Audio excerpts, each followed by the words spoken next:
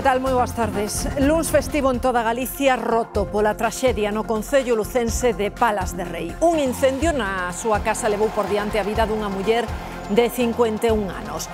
Ata 5 persoas tiveron que atender os sanitarios por un lume que comezou no porche da entrada da casa onde había moito material combustible xunto ao alumeado de Nadal. O fume estendeuse rapidamente pola vivenda mentras a familia dormía. Este suceso tráxico en Palas fai que nos preguntemos pola seguridade das luces de Nadal. Dende que temos LEDs hai menos problemas, pero aínda así hai que tomar certas medidas para evitar riscos. Mercar luces homologadas, non sobrecargar os enchufes e desconectalo todo antes de ir dormir. E xa son 4 os falecidos por un golpe de mar en Tenerife. Aínda hai un desaparecido e tamén varios feridos. A cuarta vítima é unha das mulleres que estaban no hospital que finalmente non sobreviviu. Estaban nunha piscina natural da costa sur da illa a pesar de que estaba precintada debido á prealerta por ondas de ata 4 metros de altura. Polo demais, a crónica política segue marcada polo caso Salazar, o ex-asesor do presidente denunciado por acoso sexual. Pedro Sánchez tenta frear a crise e mañá o Consello de Ministros cesará o que fora man dereita de Salazar, Antonio Hernández, como director do Departamento de Coordinación Política no Gabinete de Presidencia. O PP critica que Pedro Sánchez queira silenciar o escándalo sexual con cesamentos que califica de segunda. O aeródromo de Santiago está no punto de mira do Exército do Aire. Figura entre os 10 de España que se van dotar de recursos para que teñan plena capacidade operativa. Acollerá un almacén de munición para os casos de crise. Os aeroportos galegos son hoxe escenario de despedida para os milleiros de turistas que aproveitaron esta ponte para desconectar na nosa comunidade. Moitos deles son turistas nacionais, pero tamén hai estudantes ou desprazados que volven durante estas xornadas a Galicia antes do Nadal. Agárdase que a de hoxe sexa unha xornada de tráfico intenso non só en aeroportos como este de Lavacolla, a pesar da reducción na oferta, senón tamén en estacións ferroviarias. Nos deportes segue o celtismo nas nubes despois do partido de onte en Madrid. 2-0 contra un dos aspirantes a gañar a Liga, o Real de Xavi e Mbappé. Fixo ademais con 2 golazos que son 2 obras de arte, Biliot de taco e Biliot caneando a Courtois. Foi a noite de Biliot. O Celta está a 5 puntos de Europa. No tempo ollo, porque esta tarde o gran protagonista é o vento do sur que deixa case toda Galicia en aviso amarelo. Ademais, segue o temporal marítimo e as chuvias irán chegando a zonas da Coruña e de Pontevedra. As temperaturas seguen altas.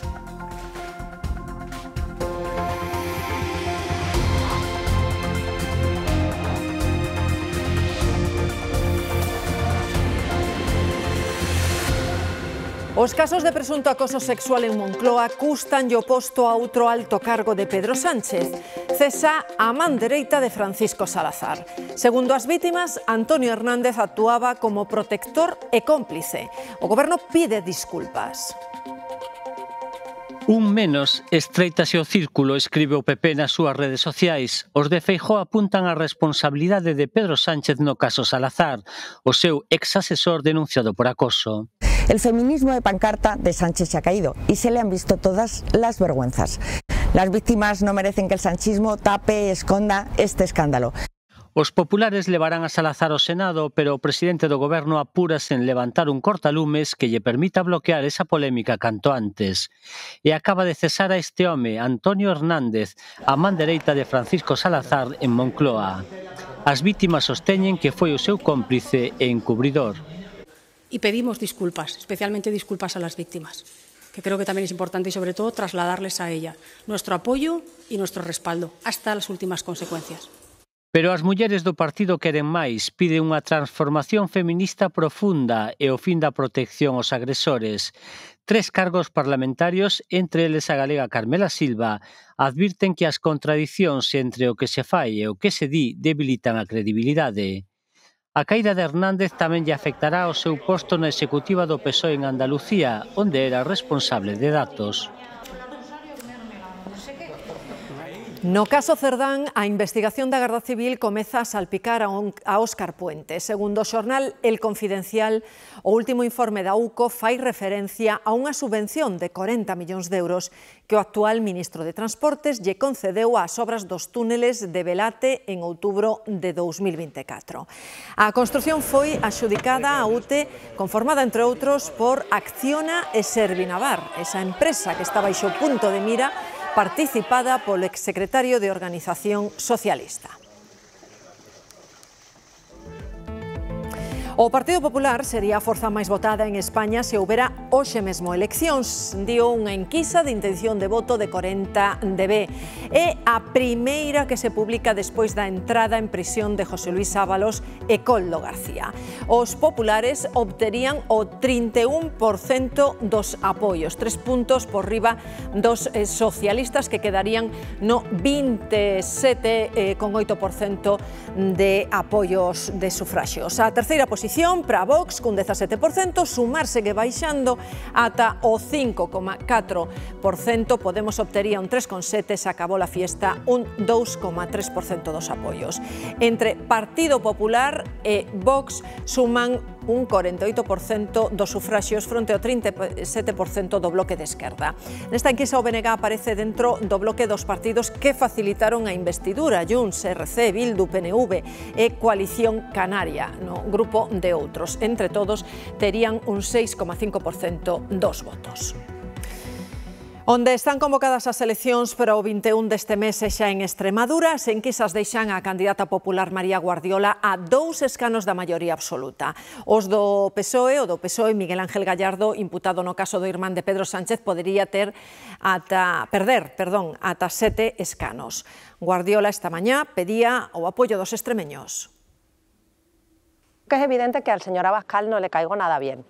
Debe tener algún problema personal conmigo porque no debe estar acostumbrado a que alguien le lleve la contraria, y por eso lo que hace es pedir que pase por el aro, pedir mi cabeza o atacar o insultar, porque, insisto, él no debe ver bien que haya mujeres que lideremos y además lo hagamos con firmeza. De novo en clave nacional, Junts non se move, malia os intentos de Sánchez por recuperar o seu apoio no Congreso. Este xoves haberá unha nova votación da senda fiscal, pero os de Puigdemont manteñen a súa intención de votar non. Per tant, davant dels incompliments dels socialistes, el més útil és plantar-se. I cada dia es demostra més això. Davant dels incompliments dels socialistes, el més útil és plantar-se. Nosaltres ens plantem, el mateix dia es desbloqueja molta reincidència. O aeródromo militar de Santiago vai gañar peso no futuro. Contará cun almacén de munición e será un 210 que reforce o Ministerio de Defensa. Estas bases están repartidas por toda España e o obxectivo é que estean plenamente operativas, é dicir, que teñan todo o necesario para poderen despregar material e avións se é necesario. E que sabemos dese reforzo en concreto do aeródromo de Lavacolla, Esther? Este de Santiago sería un dos 10 aeródromos que Defensa quere dotar cun polvorín. Tamén estarían estudando reforzar os sistemas de mando e control, segundo explicou o xefe do Estado Maior do Exército do Aire e do Espazo, Francisco Braco, nun encontro con xornalistas en que debullou as liñas mestras para 2026. No caso da Lavacolla deste aeródromo de Santiago, construiríase aquí un polvorín semellante ao que están facendo en Mallorca. Podería albergar tanto munición para os avións como armas para a defensa da propia base. España vai poder enviar inmigrantes a outros países comunitarios, aqueles con menos presión migratoria, e ademais non valerá o non por resposta. Se se negan, terán que facer unha achega. Precisamente hoxe os ministros do Interior fixaron esa compensación económica. María Calvo.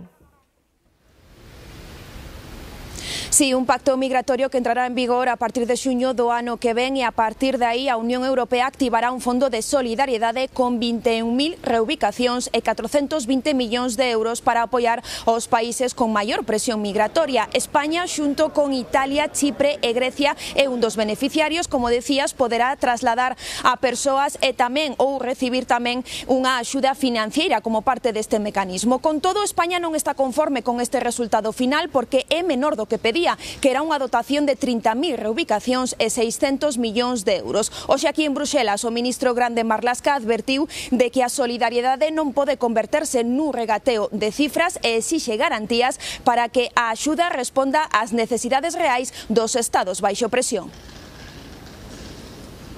Va a ser difícil, no nos podemos hacer en este momento ilusiones tal y como llega la propuesta tanto en el reglamento de tercer país seguro como en el reglamento de retorno.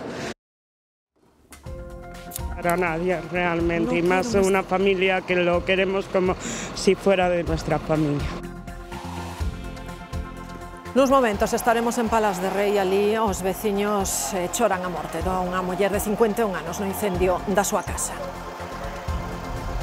O mar en días como hoxe de aviso por temporal pode deixarnos estampas moi fermosas pero tamén moi perigosas. Achegarnos demais pode provocar que sexamos arrastrados por unha onda como aconteceu onte en Tenerife. Nuns minutos neste telexornal vemos cales son as precaucións que debemos tomar. Acabamos de contárllelo, esa é a noticia tráxica coa que abríamos tamén este telexornal mediodía, a morte dunha muller de 51 anos no incendio dunha casa en Palas de Rei. Outras 5 persoas foron trasladadas ao hospital porque inhalaron moito fume. Pois o último que sabemos deste suceso, a última novidade, é que 2 das 5 persoas que están ingresadas no Hospital Lucus Augusti de Lugo por inhalación de fume xa lles deron a alta, son 2 mulleres en concreto, así que un deles, os 3 que quedan, entre eles hai un neno de 2 anos concretamente. O que sí que temos que lamentar, como dicíades, é o falecemento dunha muller de 51 anos, da Azucena.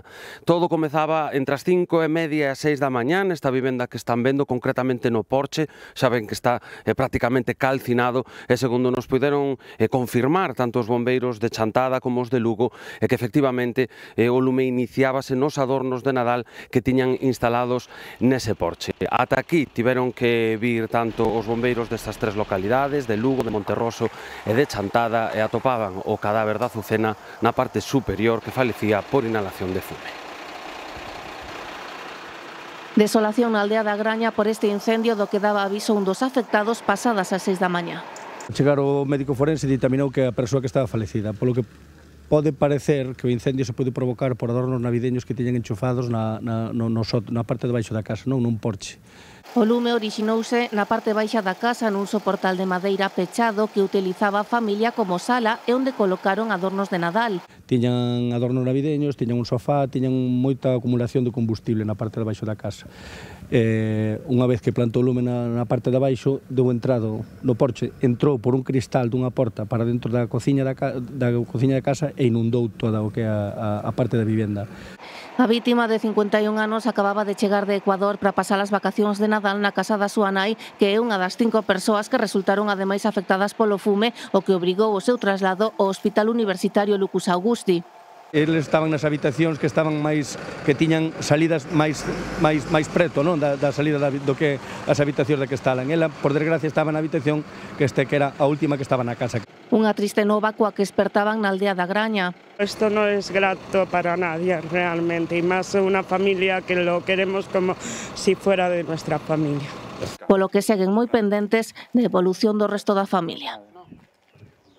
Os expertos din que a seguridade das luces de Nadal mellorou moitísimo dende que chegaron os LEDs que teñen menos riscos de sobrequecemento, pero con todo lémbrannos unhas recomendacións básicas. Consomen pouco, así que multiplicamos o seu uso por estas datas. Os LEDs son a tecnoloxía máis segura para iluminar o Nadal, pero como o risco cero non existe, hai que ser precavidos. Non sobrecargar un enchufe, meter aí todo, senón, bueno, pois variar. E outra das recomendacións que damos é que, se se pode, cando non estemos na vivenda e cando vayamos para a cama, que se apaguen. Lembra a importancia de que grinaldas, alargadores ou enchufes sexan homologados e teñan o marcado CE, pero o CE de Europa, non da China. Normalmente ven con Comunidade Europea e o que é fabricado en China levan as letras moito máis pegadas. E sobre todo o que é precios. Se é un precio moi barato, pois podenos levar a pensar que o mellor ven de fora da Unión Europea. Lembramos outra recomendación dende o Laboratorio de Consumo de Galicia que avalía a seguridade destas luminarias. Eu diría que todo el mundo se centrase en comprar guirnaldas con el transformador, con este tipo de clavija. Igual pasan de 250 pues a 7 voltios, imagínate, con lo cual el riesgo a la hora de manipular es muchísimo menor. A Axencia Galega de Emerxencias tamén fai campaña para previr sustos nestas datas, mais alá das luces preocupa o resto da decoración. Temos moitísimo adorno, que son de fabricación, a fabricación é casi todo plástico ou derivados, e son moi inflamables. Así que nunca hai que poñelos preto de fontes de calor para evitar riscos. En Tenerife xa son 4 os mortos por un golpe de mar na illa. Faleceu unha das mulleres que estaba no hospital nas últimas horas e outra das feridas segue ingresada. Ademais, continúan buscando un desaparecido. Todos eles estaban nunha piscina natural do sur da illa, a pesar de que estaba precintada pola mala mar. 4 persoas morreron no sur de Tenerife a consecuencia dun golpe de mar. 3 das vítimas, 2 homes e unha muller, morreron afogadas na tarde do domingo despois de caer á auga. A cuarta víctima, outra muller, morreu esta mañá no hospital ao que foi trasladada en estado crítico despois de ser rescatada do mar en parada cardiorrespiratoria. Varias persoas máis que foron arrastradas polas ondas puideron saír da auga polos seus propios medios ou coa axuda dos equipos de rescate. Unha delas, unha muller de 39 anos, foi evacuada a un centro hospitalario da illa Tinerfeña cun traumatismo moderado. Segundo o Goberno de Canarias, arestora continúa a busca dunha persoa desaparecida. Esperemos que hoy los medios aéreos que se han vuelto a incorporar y marítimos y terrestres, ¿no?, podamos encontrar a ese cuerpo y por supuesto las condolencias a toda la familia, ¿no? Sabemos también el sufrimiento que estarán pasando en estos momentos y del municipio de Santiago del Teide también nos queremos solidarizar con ellos. O suceso ocorreu nunha piscina natural na zona do acantilado dos Xigantes no concello de Santiago del Teide, que levaba varios días precintada polo temporal marítimo. E que Canarias segue sumando vítimas mortais por ondas xigantes. O pasado mes de novembro, outras 3 persoas morreron afogadas tamén en Tenerife. Hai xusto un mes, o sábado 8 de novembro, outras 3 persoas falecían en Tenerife e 15 máis resultaban feridas por golpes de mar en varios accidentes ocorridos o mesmo día. O máis grave aconteceu no peirao do Porto da Cruz, cando unha ola xigante arrastraba ao mar a 10 persoas. Como consecuencia diso, unha delas falecía. Esa mesma xornada, outras 2 persoas morrían en accidentes semellantes. Tiveron lugar na praia de Granadilla de Abona e na costa do Charco do Vento, na Guancha. Aquí en Galicia hoxe tamén hai avisos activos na costa por ondas, pero por vento tamén. Cando se xuntan os dous factores, fai que sexa aínda máis perigoso achegarse á costa. Alejandro. Sí, hai que ter moito tiro, sobre todo cando está subindo a marea. En días como hoxe, o mar deixanos estampas ben fermosas, pero tamén, sen darnos conta, pode vir unha onda e arrastrarnos mar adentro. Por iso non vale a pena arriscar a nosa vida, por exemplo, para ter a mellor foto. Por iso non está de máis lembrar esas medidas de autoprotección, a máis básica non achegarnos nin a primeira liña de costa, nin a diques, nin a rompentes. Tamén facer caso das prohibicións, por exemplo, en días como hoxe queda suspendida toda a actividade deportiva federada no mar e tamén se hai que facer algunha actividade marítima, pois extremar todas as precaucións. Tamén piden revisar os amarres e os cabos das embarcacións. Está muy revuelto, pero también estamos acostumbrados a verlo así y es lo bonito, ¿no? Con precaución. Con precaución, con distancia, guardando las medidas de seguridad, está precioso. Cuidado, sí, porque un bate moito cerca, chegan as olas aquí á beira, é peligroso. Está un pouquiño bravo hoxe, sí. Precioso, precioso. A verdade é que eu quixen vir nesta época precisamente para ver este contraste, non? Hai moita xente que ven aquí e arrímase as olas e depois pasa o que pasa. Por exemplo, nese van moita xente mirar e que agora está a marea baixa, pero se tuvera chea era moito mal. E con este tempo bravo, ata esta medianoite está en marcha a operación especial de tráfico pola Ponte da Inmaculada, así que moita precaución para circular, moita circulación a que se espera de todos os que volven de pasar a Ponte Festiva. Nos fixámonos en 2 puntos da nosa rede viaria a esta hora. Son puntos de entrada e de saída de Galicia. Estas que vemos son imaxes da A6, que é a principal vía de comunicación entre o norte de Galicia e a Meseta. Agora mesmo, pois o tráfico é moi escaso nestes momentos, non hai ningún problema para circular. Na A52, que é a vía que une Vigo e Ourense con Madrid, o tráfico pois tamén é escaso nestes momentos, moi fluido polo tanto, aínda que vemos algún vehículo máis. Seguramente a medida que vaya avanzando a tarde irá aumentando a circulación nestas dúas vías por moita xente que ven dende a península de regreso á súa casa ou aquela que sae da nosa comunidade despois de pasar estes días de lecer.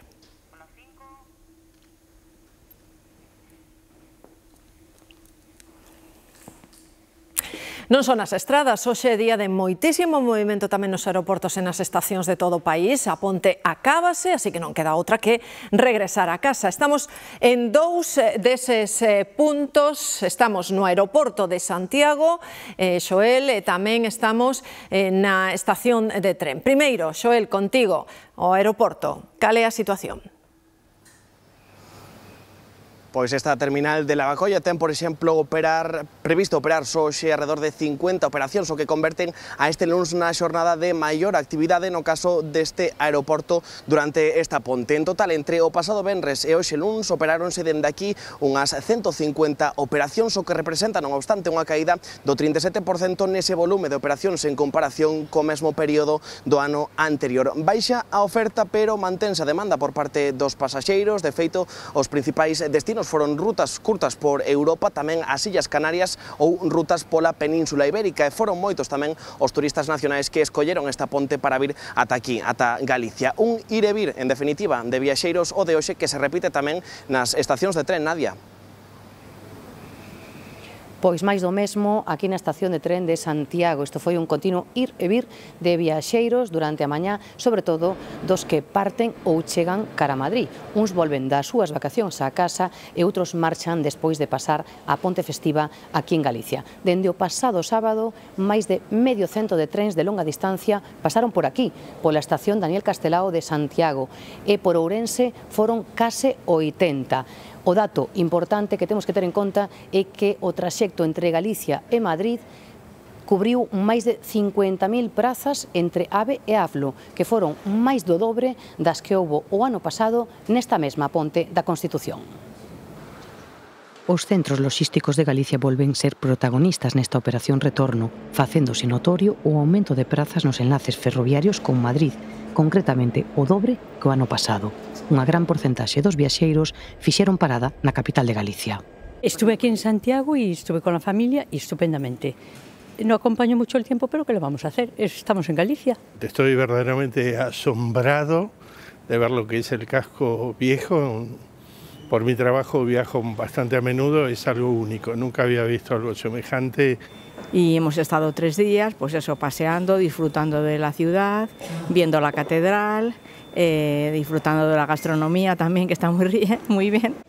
Pero tamén houbo quen se achegou á costa para coñecer as nosas rías. Y bueno, le hemos pasado muy bonito, estuvimos en Noia, ahí estuvimos desde el lunes y ya hoy regresamos a Madrid. A mí realmente me gustó, tal vez porque es como la tierra de mis ancestros, entonces reencontrarme con eso es emocionante. Nos aeroportos o axetreo de viaxeiros tamén era evidente. Moitos galegos chegaban esta mañá desde Barcelona. No, descansar no. Fomos a ver a Sagrada Familia, fomos a ver o Parguel, estuvemos por aí callejeando por Barcelona. Un viaje, pues eso, para desconectar y ver un poquito la ciudad con los niños. E outros marchaban de Galicia para Andalucía con bo sabor de boca. Pues hemos estado en Santiago en el centro y nos ha encantado. Gastronomía, el pulpo y la zamburiña que nos hemos hartado de comer. Esta tarde agárdase moito movimento cos que chegan a última hora aproveitando ata o derradeiro momento as súas vacacións nesta ponte da Constitución. Imaginen agora atopárense en plena autoestrada un grupo de coches competindo a máis de 200 km por hora. Son as chamadas lanzadas, competicións cargadas de adrenalina e, como non, de moitísimo risco. Conducen sen perder de vista o retrovisor para controlar o seu contrincante, porque do que se trata nas lanzadas é de gañar. Van circulando en velocidad adecuada a la vía y en un momento dado digamos que aumentan la velocidad, por eso de ahí viene la denominación de lanzada, porque digamos que se lanzan a mayor velocidad y establecen una competición entre varios vehículos. Rápido e moitas veces en paralelo, en vías abertas con coches alimentados polo nitro para gañar potencia, os reis do volante. Controlan hasta onde controlan, cando non paran. E onde iba lá para Ferrol, iba todo picado pola autovía, e cando volvín estaba patas arriba. En Outeiro de Rei eran 4. A Garda Civil localizou a quedada en redes e esperáronnos preto do CEAU. Dos de ellos, 144 y 168 kilómetros por hora, y dos de ellos cometieron supuestamente sendos delitos contra la seguridad vial y fueron detectados a 218 y 213 kilómetros hora. Unha auténtica temeridade para eles mesmos e o que é peor, para quen non conta con algo así. Adiantamentos en zonas de cadra que non están permitidas, con pouca visibilidade, comprometer a outros conductores que non teñen tempo a reaccionar. Cualquier maniobra a esa velocidad entraña unos graves riesgos, tanto de producción del accidente como de las consecuencias de la lesividad derivada de los mismos. Carga de adrenalina que aumenta conforme sobe a velocidade, ao mesmo ritmo que se multiplica o risco. Entre os veciños da Agra do Orzán na Coruña hai preocupación por unha nova pelexa violenta que se producía esta fin de semana. Os protagonistas son un grupo de mozos que se enlearon con paus e puñadas. Os veciños culpan da situación a un local nocturno que reabriu as súas portas hai uns meses.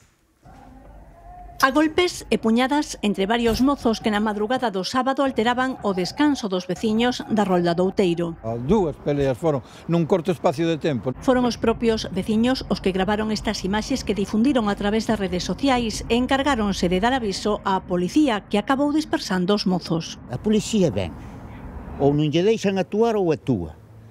Entón se agarra, ven, tranca, marcha, volven facer o mismo. Entón estamos sempre na misma.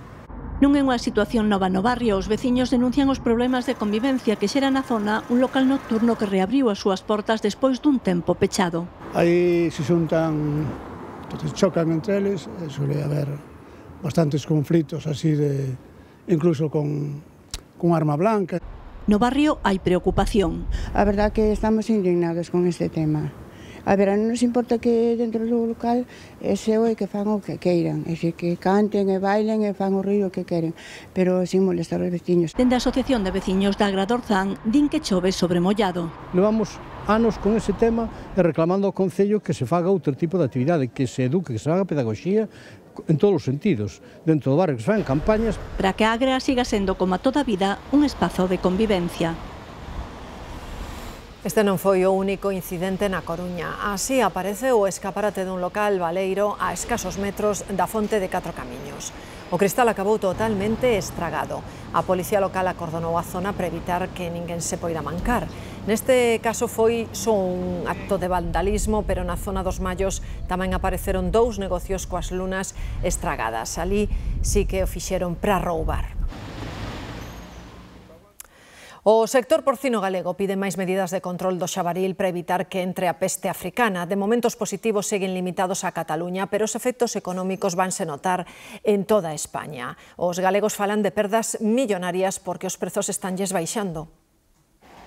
O sector en Galicia mira con preocupación a Cataluña. Coinciden en que a forma de evitar que entre un foco é controlando o xabarín, sobre todo nas zonas próximas ás cidades onde se poden contaxiar ao comer de contedores. Entendemos que ahora mismo hai un problema tremendo co xabarín. Creemos que a forma de impedir que entre un foco de peste en Galicia é o control do xabarín. Parece-nos urxente. Con ese obxectivo, reúnense mañá a Consellería de Medio Ambiente e os cazadores. Crearán un grupo de traballo tamén coa FEGAM, os sindicatos agrarios ou a Garda Civil.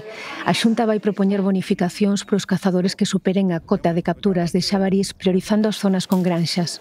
Medidas como a bonificación de tasas, como distintas modalidades de caza e todas aquelas que queira propor o sector. Escoitaremos, analizaremos e seguiremos traballando neste control do xabarí.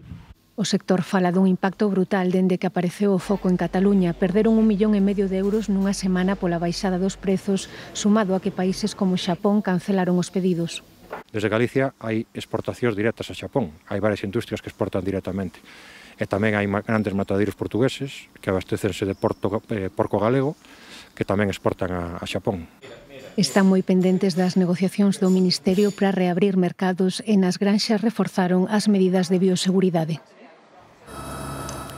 Entre tanto, en Cataluña, axentes da Generalitat vixían dende o aire a zona delimitada para impedir que se incumplan as restriccións por se houvese máis cadáveres de xabarís.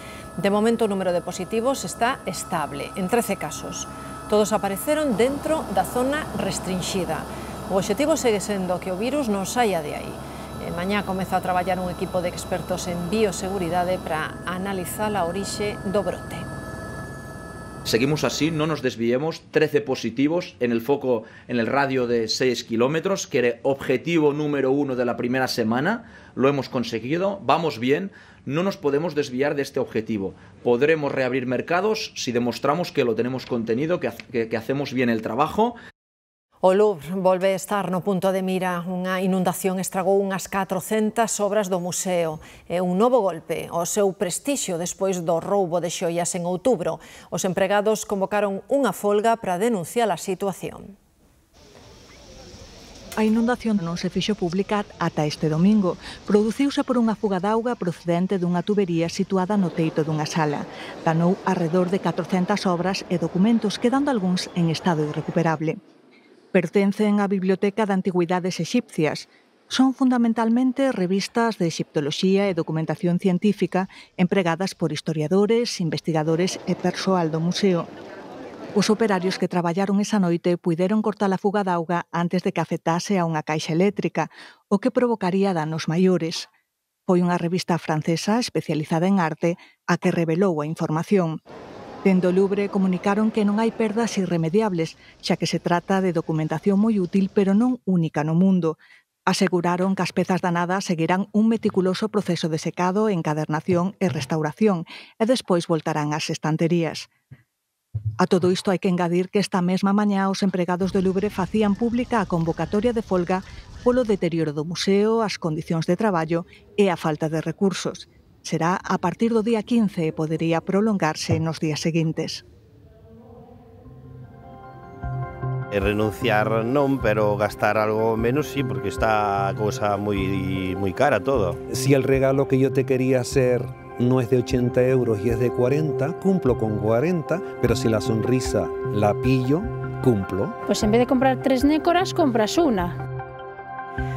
Son os cálculos que fan en moitas casas estes días para afrontar o Nadal máis caro dos últimos 10 anos. Por exemplo, un produto básico como o redondo de Tenreira xa supera os 20 euros o kilo, un 19% máis que o ano pasado. Toca botar contas e decidir a que estamos dispostos a renunciar e o que non queremos que falte na nosa mesa, custe o que custe. Se non se pode, non se pode. En estas festas haberá que renunciar a algún que outro capricho para que as contas cadren. Xa veremos o marisco como vai ser. Se cadra mellor este ánimo pasar sin el. Supoño que sí, porque a ver, sobre todo o marisco, porque como se pode comer calquer época do ano, pois sí, ao mellor teremos que sacar algo de aí. Tú a que vas a renunciar? Pues igual a darme un buen viajito en carnavales y no puedo, y lo pospongo. Hay que cumplir quizá más con la familia y los hobbies dejarlos en segundo plano. Tuve que dejar de comprar algo para mí para poder, manejar las cuentas, ¿no? Gestionar mejor las cuentas. Tampoco no somos una familia de gastar mucho en regalos tampoco, entonces este año va a ser muy normal, muy como siempre. Faltan las cigarras. Segundo un estudo realizado pola Asociación Española de Consumidores, imos gastar unha media de 1.300 euros por cabeza. E é que nos enfrontamos a un Nadal de récord, o máis caro da historia, e isto vai determinar moitas decisións á hora de gastar. O capricho vamos a ter igual, pero igual en vez de ter 1 kilo de percebes, teremos medio kilo. E en vez de ter 4 centolas, teremos 2. E hai que repartir.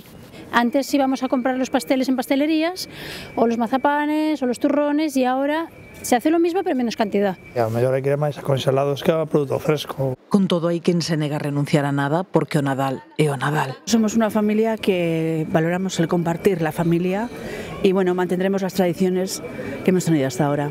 Unha vez no ano, entonces hai que celebrarlo, por eso traballamos tantos anos, non?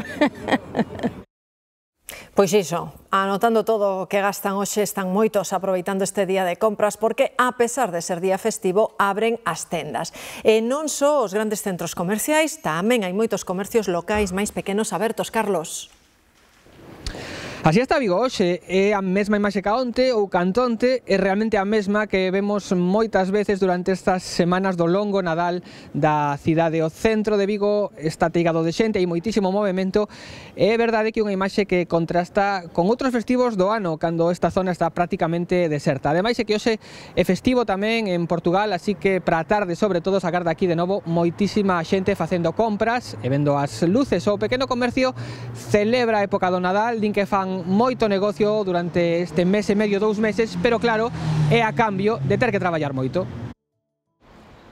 Aberto por festivo, Sandra abre hoxe a tenda. Abriron onte domingo e abrirán todo o Nadal agás o día 25 e o día 1 e non sempre saben cando poderán pechar. Nos pasou co Black Friday, ya te digo, de cerrar ás 8 e ao final temos que cerrar ás 9 e algo e a tenda chea de xente, o sea, coa porta cerrada e seguíamos atendendo. O Nadal é temporada alta no centro de Vigo, as grandes cadeas reservan para esta época días de apertura en festivo e arrastran moitos negocios locais. Ahora en diciembre abrimos incluso los domingos, entonces a lo mejor que nos toquen los descansos mal cuadrados, pues a lo mejor estamos casi 2 semanas enteras sin descansar, porque abrimos todos los días, a fin de cuentas, abrimos domingos e abrimos festivos tamén.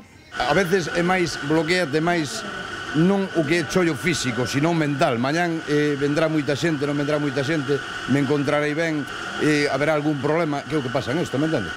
Boa parte destes clientes son portugueses. A Inmaculada é feirado tamén ali. O Nadal deixa unha imaxe moi diferente a doutros festivos do ano en Vigo e non só pola decoración. Nos de agosto, esta zona chega a quedar prácticamente deserta.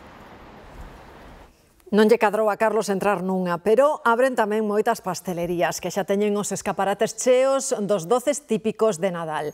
Galletas con forma de Papá Noel, roscas ou tortas saen dos obradoiros para facer as delicias dos máis larpeiros.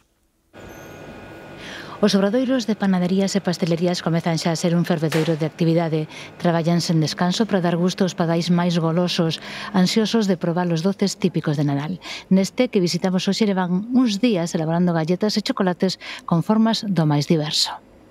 Estamos haciendo pastas típicas francesas con mantequilla, efectivamente pues con la forma de Papá Noel, de los Reyes Magos, y pues tenemos una cierta variedad que ya estamos empezando a exponer para que la gente lo vaya probando con un poquito de antelación.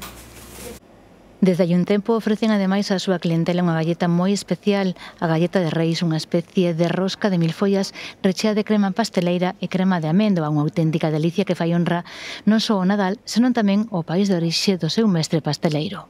Estamos empezando con un pastel típico francés que se llama la galette de roi, que significa la galleta de los reyes. Estamos empezando a venderla para que la gente la vaya conociendo y cuando llega Reyes o Navidad pues la podamos vender, ¿no? Quedan aínda días para que as familias cumpran coa tradición de reunirse en Nadal ao redor dunha mesa en que nunca faltan nin fallan esas sobremesas tan especiais. Uns doces típicos destas datas que cada ano regresan neste mes de decembro para satisfacer os pagais máis golosos. Falámoslles tamén de saúde. Tomar o suplemento de melatonina para dormir mellor é algo que se popularizou nos últimos tempos.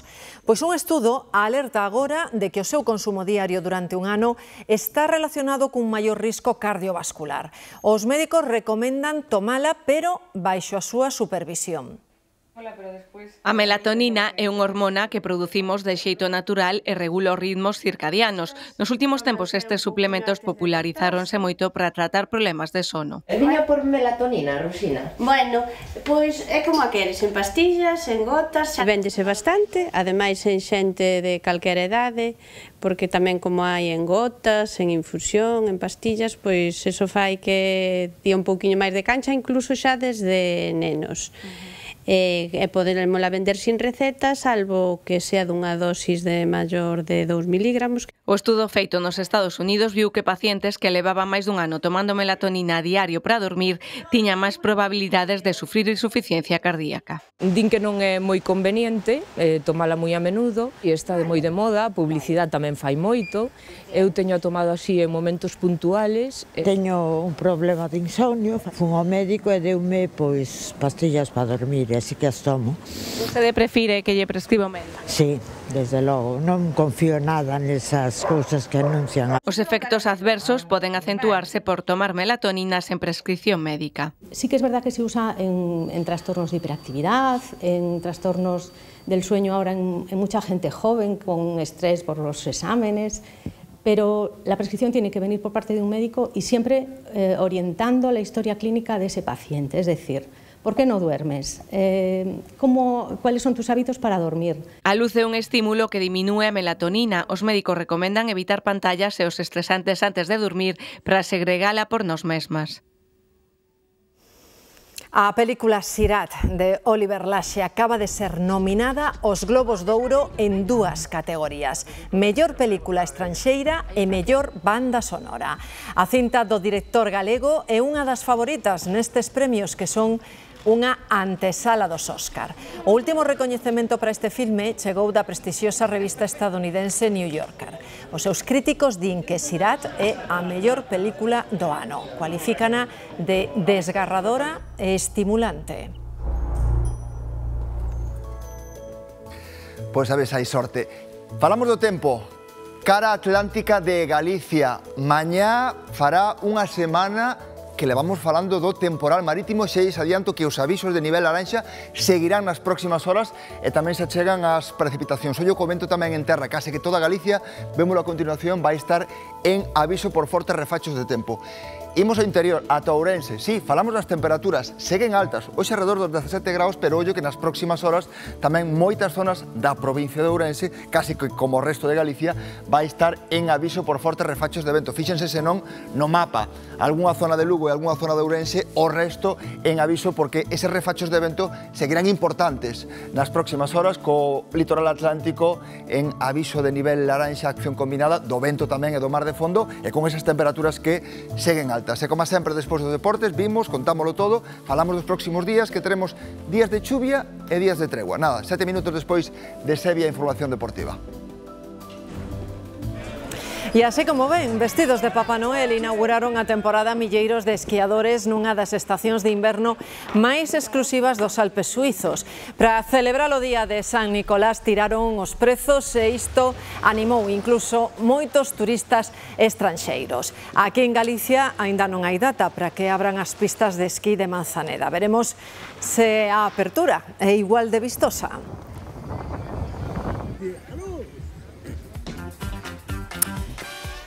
Tamén nos Alpes, pero nos italianos, celebran o Nadal cun espectáculo audiovisual que xa é un clásico. O Palacio do Bispo ilumínase cada noite cunha proxección inspirada nos contos tradicionais e na maxia do Nadal. Da música encárgase o compositor de bandas sonoras de cine tan coñecidas como Flashdance ou Top Gun, un pioneiro da música electrónica do baile. É unha iniciativa benéfica de UNICEF que leva unha década conquistando nenos e familias cada Nadal. Con este auténtico espectáculo rematamos. Ata mañá.